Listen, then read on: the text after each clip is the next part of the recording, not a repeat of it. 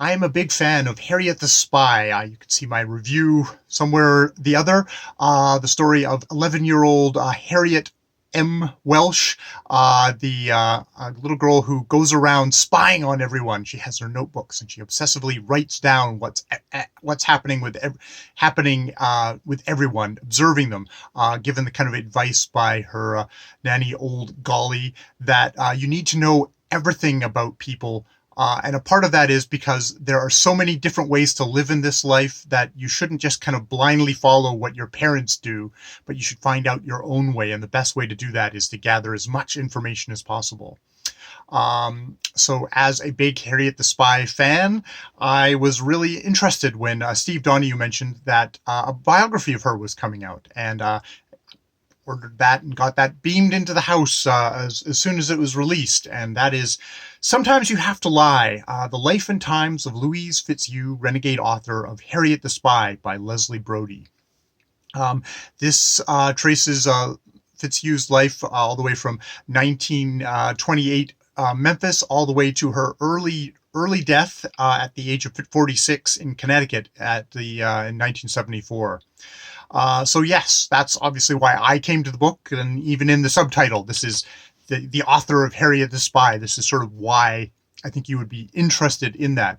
It definitely is. It's a book that, right from its subtitle, saying it's the renegade author, it's trying to really kind of come up with a different view of Louise Fitzhugh, who, for I think a lot of her thing, it was sort of pushed just popularly that, oh, she's like, a funny spinster lady, not that she was a lesbian who had come very kind of deeply kind of heartfelt political and social views, was a troublemaker in the best sort of way of being a troublemaker, and used those powers to actually kind of throw lifelines to kids, probably most notably to sort of non-conforming females, especially young girls, especially when Harriet the Spy was actually first published in the 60s. It's the first wave of what was to become a thing of kind of realist fiction in talking about actual issues for kids. Harriet is a young girl who talks back to her parents, who is kind of oppositional, who goes to his child psychologist at one point, is prickly, is difficult, and is as probably as prickly and difficult as her creator, Louise Fitzhugh, is. She's someone who grew up in the Jim Crow South and was extremely eager to just kind of get out and leave that behind, finding, the racism and sexism of the time and the homophobia of the time really oppressive, ending up in Greenwich Village in New York, where she was an illustrator, painter, and eventually an author of books. This is it's a rich, interesting, kind of fraught life. Louise Fitzhugh was someone who seemed to be very kind of hard to get along with in some ways. She cycled through like a fair number of relationships. She definitely seemed to take the role of an artist who was looking for partners who were going to kind of take care of all the kind of the mundane stuff so that she could focus on her art. And was very much that kind of a personality of thing, and kind of cycled through various partners, various women who fulfilled that role for her. So it's a shame in this book that as I was reading, it's like, we get a lot of descriptions of Louise Fitzhugh's art. Her illustrations, you kind of be well aware of. She illustrated Harriet the Spy, for example, so that is very well known. But I was like, her painting, I don't know anything about her painting. And I was like, as I was going through the book, it's like, this book doesn't have those paintings in it. It's like, or if they do, it's like, well, in the background, you can't really see it. And it's like, what is that? Well, that's probably where we get into the thing of the the reason for this book, that you can see why this was seen as such a kind of a vital book by the author, Leslie Brody, is that you don't get the sense that this was particularly done with the cooperation of the FitzHugh estate, which was, at least as far as Leslie Brody puts forward, was much more interested in framing Louise FitzHugh as strictly a children's author, and leaving kind of references to her sexuality out of it. And I mean, I guess if you're going forward from the 60s and 70s, especially deeply homophobic times, even in the 80s, the idea of like a lesbian would be writing a children's book just didn't, well, that wasn't in my head as a 11 or 12-year-old, but I wonder, the rather conservative gatekeepers also would have problems with that. So be as what as may, this book does not seem to have been done with the cooperation of the FitzHugh estate. Indeed, at the end, when when Leslie Brody is talking about the FitzHugh estate, she quotes Harriet the spy, saying that, in the end, that some people are one way and some people are another way, and that's that. So they seem to have kind of chosen to kind of be separate on the things, and the FitzHugh estate has not shared FitzHugh's papers with biographers, or has been very stingy with. There's a lot of kind of control. There's the control issues there, I guess, as the state has just been putting through.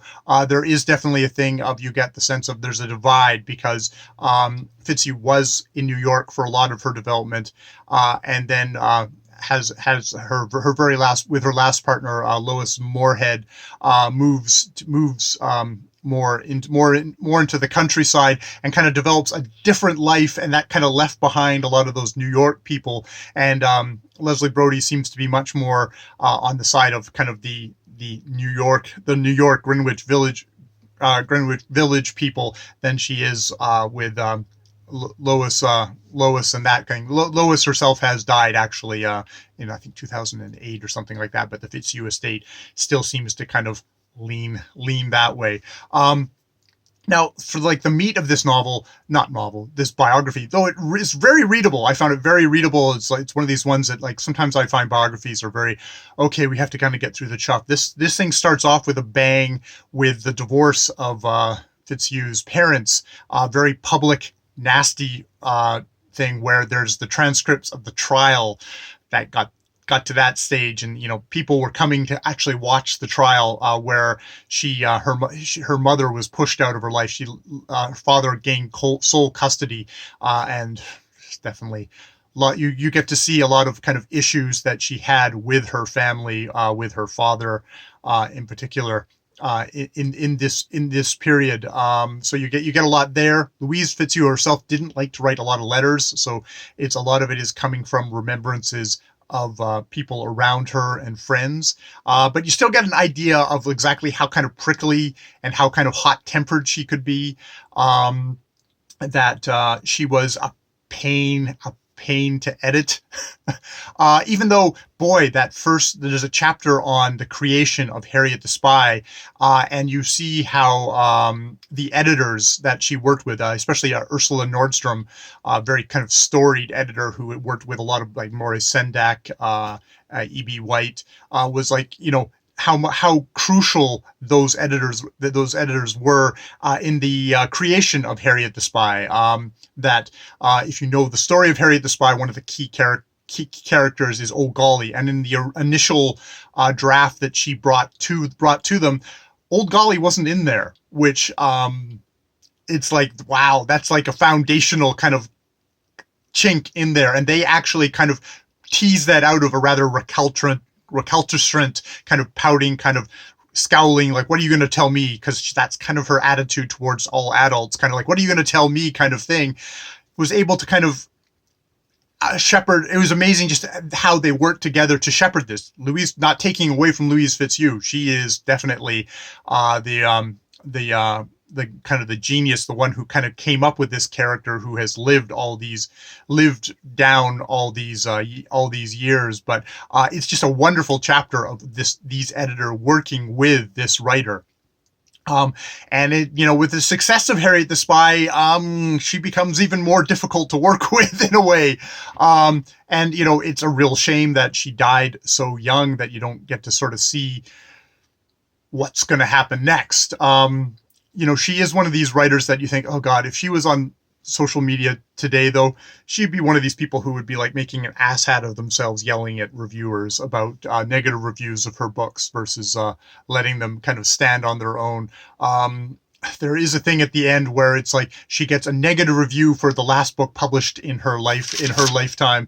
Nobody's family is going to change. Story of a black family where the Sheridans, where Emma, age 11, wants to be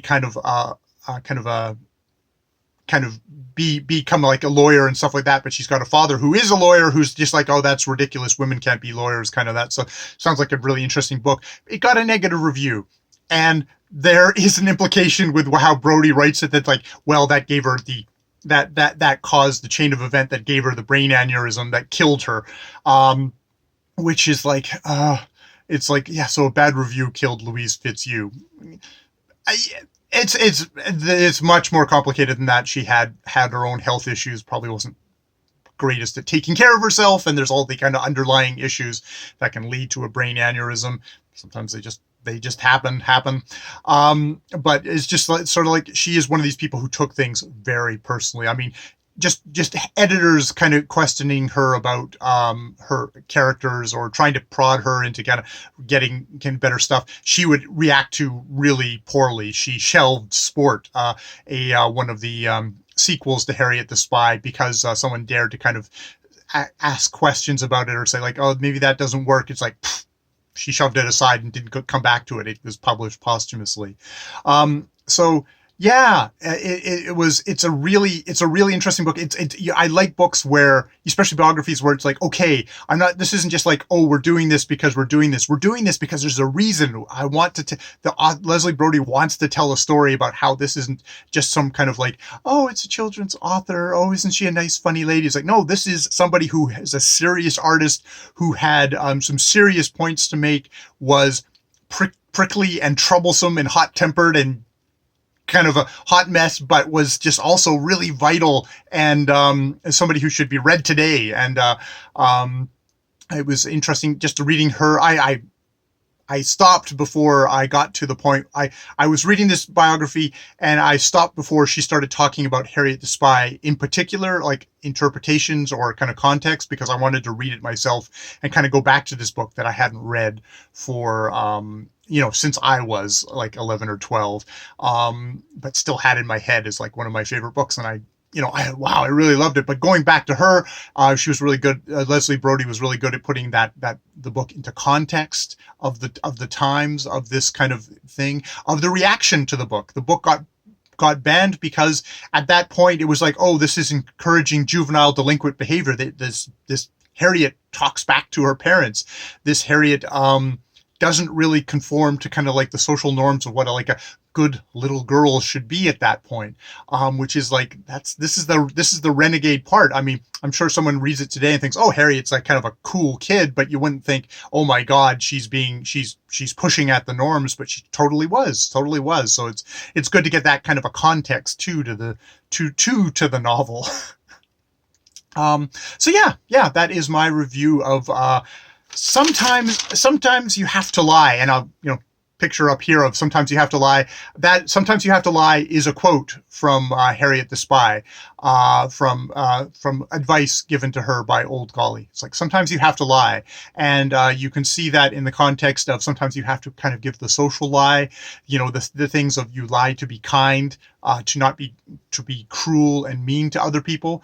But you can also see it in the context of being being a kid who is not the right norm, who is perhaps, gay in a time when the medical profession said this was a mental illness. It's like, sometimes you have to lie to survive. And and so was a really kind of a crucial lifeline to a lot of kids out there. I'm not gay, but that Harriet the Spy was definitely a lifeline to me at the time when I read it, in a what felt like a deeply conformist, conservative sameness. It was a thing of like, yeah, sometimes you can be different. You can be the outsider looking in and trying to figure out what your own way is. Was really important to me. So this is a really important book, I think. For at least for me. And if it chimes with you, I hope you'll check it out. More videos later.